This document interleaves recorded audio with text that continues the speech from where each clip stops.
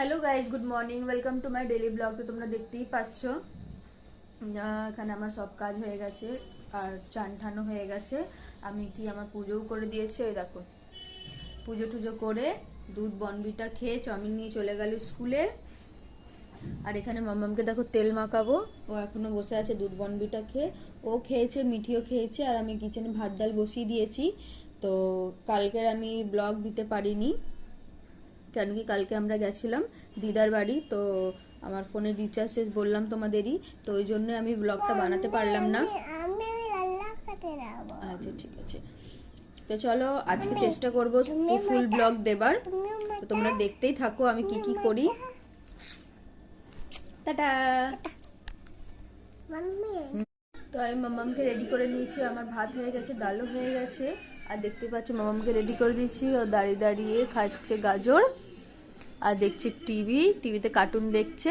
আর আমি মাম্মামের জন্য মাম্মামের খাবার করব বলে একটা আলু কেটে নিলাম, একটুখানি গাজর, একটা পেঁপে, একটু বিনস দেবো দিয়ে আর মাম্মামের খাবার আজকে করব।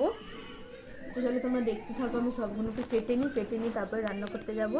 তোমরা দেখতেই থাকো। তো তোমরা দেখতেই পাচ্ছ এখানে আমি কিচেনে চলে এসেছি, আমার সবজি কাটা হয়ে গেছে, সবজিটাকে ভালো করে ধুয়ে নিলাম।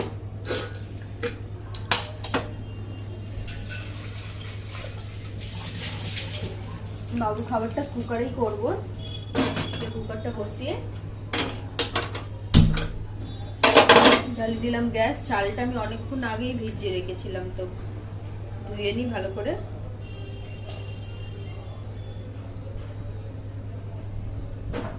বাবু কি করছিস?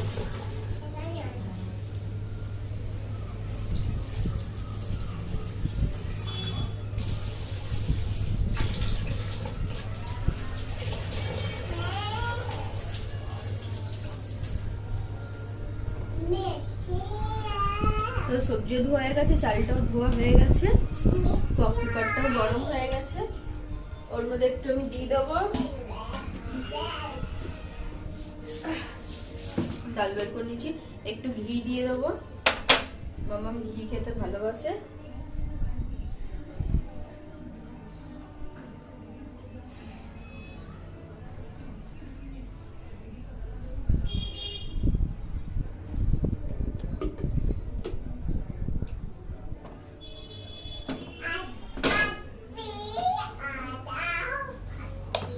ঘি দিয়ে দিয়েছি।